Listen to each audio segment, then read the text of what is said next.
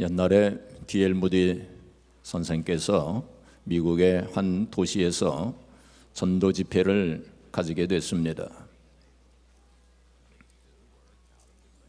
그런데 어느 그 지방 그 신문 기자가 그에게 와서 인터뷰 요청을 했어요. 근데 그 당시 D.L. 무디가 너무나도 바빴기 때문에 그 인터뷰 요청을 거절했습니다. 근데 다음 날 그 신문에 대문짝만하게 뭐라고 났냐면 D.L. 무디 전도자 교만하다 이렇게 해놨어요.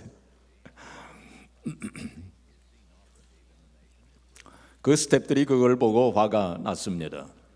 그래서 그 신문을 가지고 D.L. 무디 선생한테 와가지고 선생님 이것 좀 보세요. 여기 선생님을 교만하다고 이렇게 기사가 났습니다. D.L. 무디가 그 신문 기사를 잠시 이렇게 보더니 빙그레 웃기만 하고 있습니다. 그 사람들이 선생님 왜 웃기만 하십니까? 이거 화가 안 나십니까? 이거 그 신문사에다가 항의라도 해야 되지 않겠습니까? 하고 그렇게 떠드니까 D.L. 무디 선생이 뭐라고 말을 했느냐면은 화를 낼 필요가 하나도 없습니다. 그 사람들이 나에 대해서 잘 모르기 때문에 이런 이런 글을 쓴 것입니다. 그 사람들이 생각하는 것보다 나는 훨씬 더 교만한 사람입니다. 그렇게 얘기를 했다는 것입니다.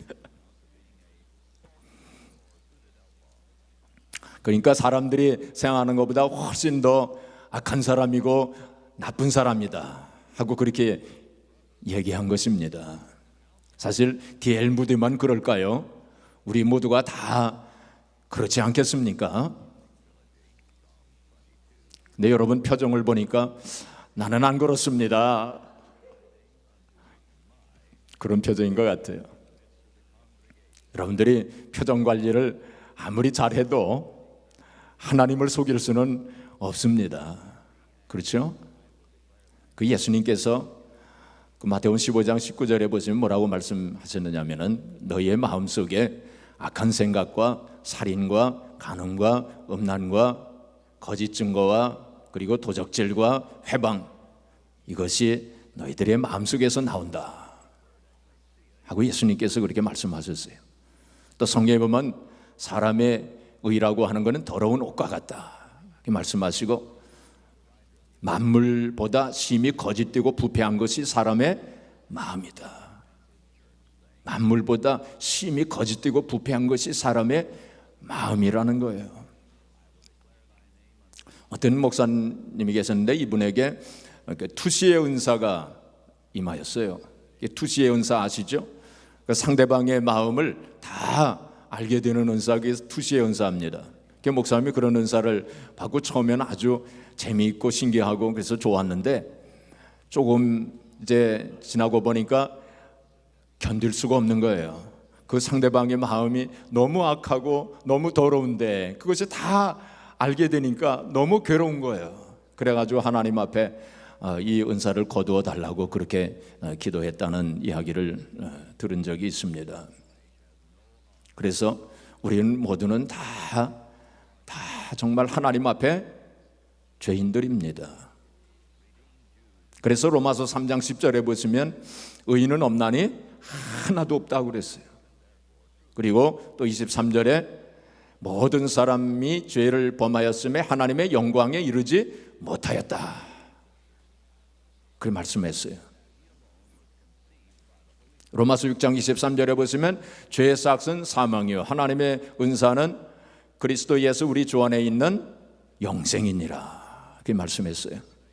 우리가 다 우리의 죄와 허물의 싹스로 말미암아 죽을 수밖에 없었고 멸망받을 수밖에 없었는데 바로 하나님께서 우리를 긍휼히 여겨주셔서 독생자 예수 그리스도를 이 땅에 보내주심으로 예수님께서 우리를 대신하여 십자가 위에서 그 죄의 값을 다 치루심으로 우리의 죄를 대속하시고 그래서 우리에게 하나님의 자녀를 만들어주시고 또 우리에게 영생을 주신 거 아닙니까? 이것이 참 복음 아닙니까? 자, 그런데 말이죠, 사람들이 예나 지금이나 이 영적인 말씀, 영적인 세계에 대해서는 별로 관심이 없어요. 그렇죠? 우리가 신문을 보든지 아니면 텔레비전을 보든지 거기에 영적인 그러한 어떤 기사 그런 거 많이 보십니까? 저는 잘 못 보겠더라고요. 그거 별로 나오지 않습니다. 그렇죠? 영적인 세계, 사람들의 영혼에 대한 기사 별로 그런 거 나오지 않습니다. 사람들이 다 그 기사를 보게 되면은 사람들이 말이죠, 다 잘 먹고 잘 살기 위해서 서로 싸우고 경쟁하는 이제 그런 기사가 나오지 않습니까? 이 국제 정치도 보게 되면은 다 다른 나라들보다 자기 나라가 더 잘 먹고 잘 살기 위해서 그 다 싸우고 경쟁하는 거, 그게 국제 관계가 아니겠습니까? 그래서 이 사람들이 이런 영적인 데 별로 관심이 없어요. 옛날 2001년에 그 9/11 9.11 그 사건이 일어났을 때에 그 교회마다 사람들이 꽉꽉 찼었죠. 그 사건을 통하여서 사람들이 죽음에 대해서 생각을 한 것입니다. 사람들이 그 내세에 대해서 생각을 하고 인생의 어떤 의미와 목적에 대해서 많이 생각을 하게 된 거예요. 그래 하나님을 찾아가지고 교회로 다 찾아온 것 아닙니까? 그런데 시간이 지나자 점차로 그 관심이 줄어들었어요. 예수님 당시에도 이제 그랬던 것 같습니다. 그래서 예수님께서 오병이어의 기적을 행하셨을 때에 사람들이 구름대같이 몰려들지 않았습니까? 어떤 사람들은 예수님을 임금으로 삼으려고까지 그렇게 하지 않았습니까? 근데 예수님께서 나는 하늘에서 내려온 산떡이다 하고 이렇게 말씀을 하시니까 이 말씀이 너무 어렵다. 이제 그러면서 오늘은 예수님께서 우리에게 떡을 주시지 않으려는가 보다, 그렇게 생각을 하고 다 떠났다고 그랬어요. 그때 예수님께서 제자들에게 너희들도 가려느냐 하고 이렇게 질문하시지 않습니까? 그때 베드로가 얼른 나서가지고 영생의 말씀이 주께 계시온데 우리가 누구에게로 가오리까 하고 그렇게 대답하지 않습니까? 그러니까 제자들은 그래도 다른 사람들보다는 영적인 데 관심이 더 많았던 것을 우리가 보게 됩니다. 그래서 예수님께서 이제 제자들에게 영적인 이 말씀에 대해서 본격적으로 말씀하신 것이 오늘 본문 말씀입니다. 예수님께서 본문 말씀에서 당신을 가리켜서 생명의 떡이다 말씀하시고 영생하도록 있는 양식이다, 그리고 참떡이다, 하나님의 떡이다, 하늘로서 내려온 떡이다, 이렇게 말씀을 하셨습니다. 오늘은 세계 성만찬 주일입니다. 그래서 이 세상에 있는 모든 교회가 다 성만찬을 하는 날이 바로 세계 성만찬 주일입니다. 아주 뜻깊은 날이죠. 그래서 오늘 예수님께서 당신을 가리켜서 생명의 떡이라고 하신 이 말씀을 같이 상고하고자 합니다. 첫째로 예수님은 이 세상에 떡으로 오셨습니다. 뭐로 오셨어요? 떡으로 오셨다. 떡으로 오셨다. 그렇게 말씀했어요. 그런데 원래 의미는 뭐냐면 주식이라는 뜻입니다. 주식이에요. 주식으로 오셨다. 그래서 공동번역 성경을 보게 되면 빵이라고 번역을 했어요. 나는 이 세상에 빵으로 왔다, 그렇게 말씀을 했어요. 근데 더 정확한 번역은 뭐냐면은 밥이라고 번역을 해야 더 정확한 번역입니다. 예수님께서 이 세상에 뭐로 오셨어요? 밥으로 오셨다는 거예요. 밥으로 오셨다. 나는 이 세상의 밥이다, 그렇게 말씀을 하신 거예요. 자, 밥이 되기 위해서는 어떤 과정을 거쳐야 됩니까? 이제 곡식을 다 베야죠. 배임을 당해야 됩니다. 그리고 탈곡이라고 하는 과정이 있죠. 탈곡을 하고 또 이제 방앗간에 가서 이 껍질을 다 또 이렇게 벗기는 과정이 있고, 그것을 이제 불에 찌는 그런 과정이 있고, 또 이제 그래서 사람들이 그걸 또 먹지 않습니까? 그렇죠? 이런 과정이 있어요. 예수님께서 바로 그러한 과정을 겪으신 분이십니다. 바로 이 세상에 성육신 하셔서 오신 분 아닙니까? 그리 시험을 당하시고 또 배척을 당하시고 배신도 당하시고 욕을 먹으시고 또 매를 맞으시고 가시면류관 쓰시고 그리고 급기야는 십자가 위에서 몸을 찢기시고 피를 흘리시고 십자가 위에서 죽으시는 그러한 참 말할 수 없는 고초와 고난을 겪으신 분이 주님 아니십니까? 바로 그 주님의 희생.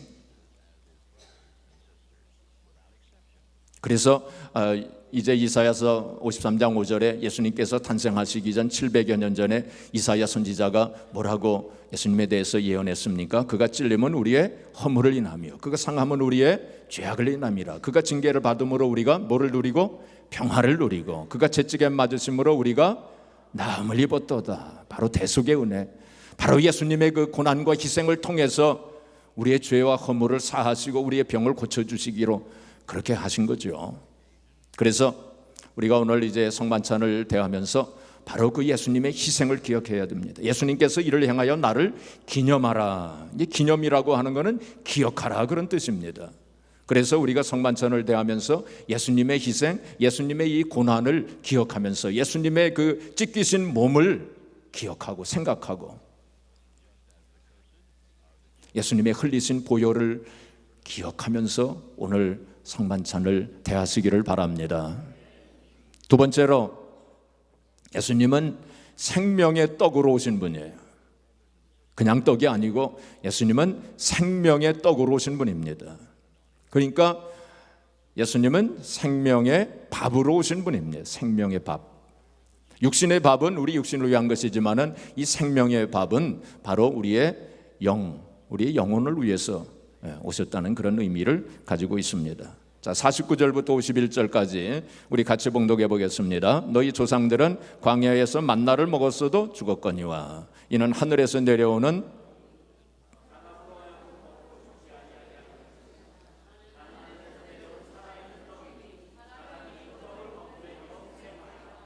내가 줄 떡은 곧 세상의 생명을 위한 내 살이니라 하시니라. 그러니까 광야에서 이스라엘 백성들이 만나를 먹지 않았습니까? 그냥 만나를 먹었어도 그들은 죽었어요. 그렇죠?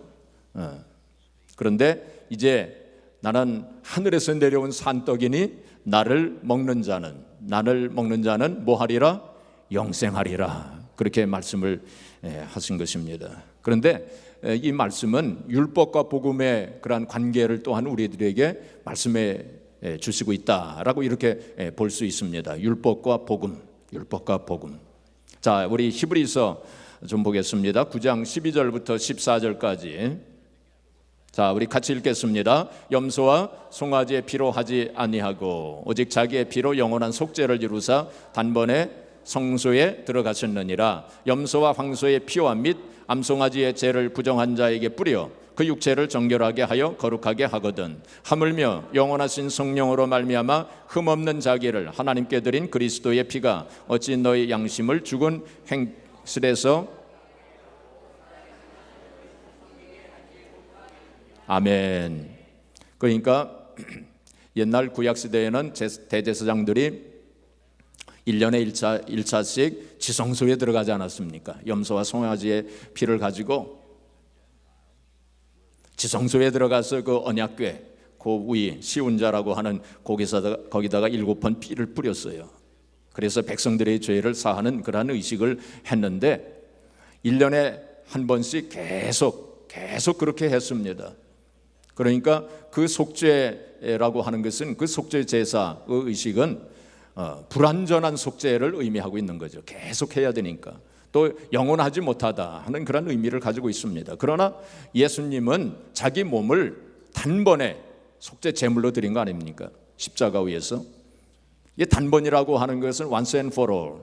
그러니까 한 번으로 영원히 그런 의미를 가지고 있어요. 예수님께서는 2000년 전에 한 번으로 영원히 우리의 속죄를 이루신 것입니다. 그것을 의미하고 있는 거예요. 그래서 이제 광야에서 이스라엘 백성들이 만나를 먹었지만은 죽었죠. 그러나 이제 산떡이신 예수님을 먹을 때에 영원히 살리라. 이제 그런 말씀을 하신 것입니다. 멕시코에 가면은 라메사라고 하는 곳에 교도소가 있답니다. 이 라메사 교도소는 아주 흉악한 죄인들을 수감하는 그러한 곳인데, 새로 이제 죄수가 오게 되면은 아주 특이한 그러한 그 입소식을 갖는다고 합니다.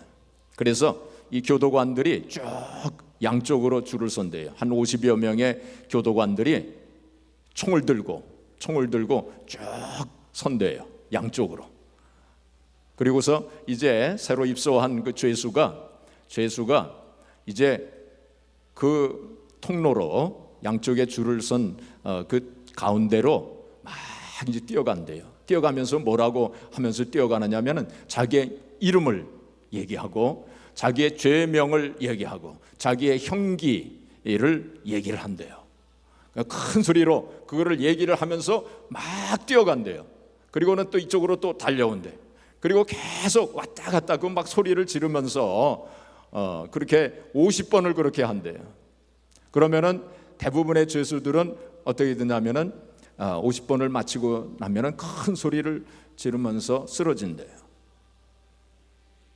그러면 그때 목사님이 나타나시는데, 목사님이 이제 한 손에는 빵과 한 손에는 포도주를 가지고 그 죄수에게 나타난답니다. 그래가지고 말하기를, 여보시오, 너무 상심 마시오. 자, 이 잔과 빵을 받으십시오.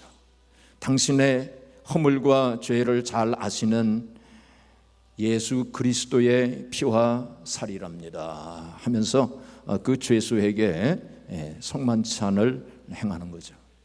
그러면 대부분의 죄수들은 거기서 통곡을 한답니다. 이 독일의 신학자 슐라이의 엘마하우라고 하는 사람인데, 이 사람은 뭐라고 얘기를 하냐면은 우리가 하나님으로부터 은혜를 받는 세 가지 통로가 있다. means of grace. 세 가지 통로가 있다라고 그렇게 얘기를 했어요. 첫 번째는 하나님 말씀이다. 두 번째는 하나님께 드리는 기도다. 우리가 말씀을 통해서 또 기도를 통해서 우리가 은혜를 경험하지 않습니까? 그렇죠? 근데 세 번째는 뭐냐? 바로 성만찬. 바로 성만찬을 통해서 우리가 은혜를 경험한다라고 그렇게 얘기했어요. 우리가 성만찬을 통해서 하나님의 사랑을 경험하게 됩니다. 또 우리가 성만찬을 통해서 하나님의 능력을 경험하게 됩니다. 무엇보다도 우리는 성만찬을 통해서 영원한 생명을 경험하게 되는 것입니다. 오늘 성만찬을 대하면서 이러한 하나님의 생명, 또 하나님의 능력, 하나님의 사랑을 체험하시기를 주의 이름으로 축복합니다. 우리가 성만찬은 바로 예수님의 살을 먹는 거 아닙니까? 그렇죠? 예수님을 먹는 거죠. 좀 불경스럽게 들리기도 하지만 거기에 영적인 신비한 의미가 있는 거 아닙니까? 자, 여기 56절에 보시면은 자, 우리 같이 읽겠습니다. 시작. 내 살을 먹고 내 피를 마시는 자는 내 안에 거하고 나도 그의 안에 거하나니. 그 예수님을 먹는다. 여러 가지로 우리가 또 해석할 수 있는데, 오늘 56절 말씀 보시면은 바로 예수님이 내 안에, 내가 예수님 안에, 예수님과 연합을 가리키는 것을 말합니다. 그리고 또한 이것은 바로 예수님을 믿고 영접하는 것을 의미하고 있는 거죠. 우리가 구원받는 것은 바로 예수님을 믿고 영접하는 데 있지 않습니까? 그래서 오늘 성만찬을 대하면서 새롭게 예수님을 영접하고 우리에게 영생을 주신 주님께 감사하는 마음으로 우리 성만찬을 대하시기를 바랍니다. 이제 세 번째로 바로 예수님께서 생명의 떡으로 오셨는데, 그것은 바로 예수님의 힘으로 살아야 함을 말씀하고 있는 것입니다. 뭐로 살아요? 예수님의 힘으로 사는 거예요. 자, 57절 말씀 또 같이 보겠습니다. 살아계신 아버지께서 나를 보내심에 내가 아버지로 말미암아 사는 것 같이 나를 먹는 그 사람도 나로 말미암아 살리라. 예수님으로 말미암아 살리라. 예수님께서 주시는 힘으로 우리는 살아가야 된다. 그걸 말씀하시고 있는 거죠. 바로 예수님의 밥을 먹는 사람, 예수님께서 밥으로 오셨는데 그 예수님의 밥을 먹는 사람, 바로 예수님께서 주시는 힘으로 살아야 한다. 우리 어른들이 옛날에 밥심으로 산다 그러지 않았습니까? 바로 예수님의 그 밥을 먹는 사람은 예수님 힘으로 사는 거예요. 세상 사람들이 흔히 우리 크리스찬들 보고 뭐라고 얘기합니까? 예수가 밥 먹여주냐? 그래서 캘리포니아의 이정근 목사님이라고 계셨어요. 이분이 성결교회 목사님인데 이분이 무슨 책을 썼냐면 그 책 제목이 뭐냐면 예수가 밥 먹여주나 하고 그 책 제목이 그거예요. 그분의 결론은 뭐였겠습니까? 예수님께서 밥도 주시고 우리의 모든 것을 다 주시는 분이시다. 그렇죠? 예수님께서 우리의 모든 것을 다 영육간의 모든 것을 다 채워주시고 책임져 주시는 분이십니다. 예수님께서 시험 받으실 때에 사탄이 와가지고 이 돌들로 떡이 되게 하라 하고 그렇게 시험하지 않습니까? 그때 예수님께서 뭐라고 말씀하셨어요? 사람이 떡으로만 살 것이 아니요 하나님 입으로 나오는 모든 말씀으로 살 것이다. 그렇게 말씀했잖아요. 예수님께서 떡으로 살 것이 아니라 하나님의 말씀으로 살 것이 그렇게 말씀하지 않으셨어요. 사람이 떡으로만 살 것이 아니요 예수님께서 육신의 필요도 아시는 분이십니다. 우리가 육신의 떡도 필요한 것을 예수님이 알고 계셔요. 그래서 필요하면 우리에게 육신의 떡도 공급해 주시는 분이십니다. 그렇죠? 그래서 영육간에 필요한 것을 우리에게 모든 걸 책임져 주시고 또 공급해 주시는 그러한 분이십니다. 사랑하는 성도 여러분, 여러분들은 지금 무슨 힘으로 살고 계세요? 무슨 힘으로 살고 계세요? 밥심으로 사십니까? 세상에 많은 사람들이 돈 힘으로 삽니다. 돈 힘으로 살아요. 근데 돈 힘으로 사는 사람은 돈이 있을 때는 좀 힘이 있고, 그렇죠? 돈이 떨어지면 힘이 없어져요. 그렇지 않습니까? 어떤 사람은 건강의 힘으로 삽니다. 그런데 사람들은 건강할 때 힘이 있지만은 건강이 떨어지면 힘도 없어져요. 어떤 사람들은 다른 사람들의 힘으로 삽니다. 부모의 힘으로 산다든지 혹은 자녀의 힘으로 산다든지. 그러나 그런 사람들이 자기가 의지하던 사람들이 없어지면 힘도 떨어지는 거예요. 나는 과연 누구의 힘으로 사는가? 무슨 힘으로 사는가? 한번 생각을 해보세요. 우리는 어떤 사정 형편 속에서도 예수님이 주시는 힘으로 살아야 할 것입니다. 그렇죠? 네. 그래서 돈이 없어도 예수님의 힘으로 사는 거예요. 우리는 건강이 없어도 예수님의 힘으로 사시기를 바랍니다. 그렇죠? 내가 의지하던 사람 없어져도 물론 우리가 서로 살면서 의지하면서 사는 거 참 아름다운 일입니다. 그러나 그 사람이 없어져도 우리는 예수님의 힘으로 살기 때문에 걱정할 것이 없는 거예요. 그렇죠? 늘 예수님의 힘으로 우리 살아야 돼요. 예수님의 힘으로 산다고 하는 것은 바로 예수님을 믿고 의지하고 그 믿음을 통해서 예수님이 주시는 힘으로 사는 것을 말하는 것입니다. 그래서 오직 나의 의는 믿음으로 말미암아 살리라 그 말씀했잖아요. 바로 다윗은 그런 힘으로 주님이 주시는 힘으로 살았던 사람이었습니다. 그래서 이제 시편 42편 5절 보겠습니다. 시편 42편 5절 우리 같이 봉독하겠습니다. 내 영혼아 네가 어찌하여 낙심하며 어찌하여 내 속에서 불안해하는가? 너는 하나님께 소망을 두라. 그가 나타나 도우심으로 말미암아 내가 여전히 찬송하리로다. 이 말씀 바로 엊그제 다락방 기도회 때 우리 같이 상고한 말씀이 바로 이 말씀 아닙니까? 내 영혼아 네가 어찌하여 낙심하며 내 영혼아 네가 어찌하여 내 속에서 불안해하는가? 너는 하나님을 바라라. 옛날 성경에는 그렇게 돼 있었어요. 너는 하나님을 바라라. 그 얼굴의 도우심으로, 옛날 성경에는 얼굴의 도우심으로 이렇게 돼 있었어요. 저는 그게 더 좋은 것 같아요. 그 얼굴의 도우심으로 나는 오히려 찬송하리로다. 다윗이 가장 힘들고 어려웠을 때 이렇게 고백을 했어요. 그러니까 다윗도 사람인지라 낙심도 되어지고 마음속에 불안도 들어왔던 모양이에요. 그래서 다윗이 자기 영혼을 향하여 명령을 한 것입니다. 어찌하여 네가 낙심하고 어찌하여 네가 불안해하는가? 너는 하나님을 바라라. 하나님께 소망을 두라. 나는 오히려 이러한 상황 속에서도 낙심하지 아니하고 불안해하지 아니하고 이런 상황 속에서도 나는 얼굴의 도우심, 하나님의 도우심으로 나는 오히려 하나님 앞에 찬송을 하겠다 하고 그렇게 신앙 고백을 한 것입니다. 바로 우리는 그런 힘으로 살아야 돼요. 예수님께서 주시는 힘으로 우리는 살아야 합니다. 바로 우리가 오늘 성만찬을 통해서 예수님께서 주시는 힘을 받으시기를 바랍니다. 마지막으로 예수님께서 생명의 떡으로 오셨는데 그것은 우리도 밥이 되어야 함을 말씀하고 있는 거예요. 우리도 밥이 되어줘야 돼요. 세상에서. 예수님께서 우리의 밥이 되어주신 것처럼 우리도 다른 사람에게 밥이 되어줘야 함을 말씀하시고 있는 것입니다. 밥이 되어줘야 돼요. 누가복음 9장 23절에 예수님께서 뭐라고 말씀하셨습니까? 아무든지 나를 따라오려거든 자기를 부인하고 자기 십자가를 날마다 지고 나를 따를 것인지라 그렇게 말씀하셨습니다. 거기 자기를 부인한다고 하는 것은 바로 섬김의 삶을 살아라, 희생적인 삶을 살아라, 다른 사람의 발을 씻기면서 그렇게 살아라. 바로 다른 사람의 밥이 되어주면서 살아라, 그렇게 말씀한 것입니다. 우리가 세상에서 사람들이 그러죠. 저 사람은 내 밥이야. 우리가 그 밥이 되어줘야 됩니다. 그렇죠? 우리 크리스천들은 그렇게 살아야 돼요. 저 사람 내 밥이야. 우린 그렇게 살아야 됩니다. 우리가 다른 사람 위해서 희생하고 다른 사람 위해서 손해 좀 보면 좀 어떻습니까? 다른 사람에게 좀 속임을 당하면 좀 어떻습니까? 우리가 그런 삶을 우리가 살아야 돼요.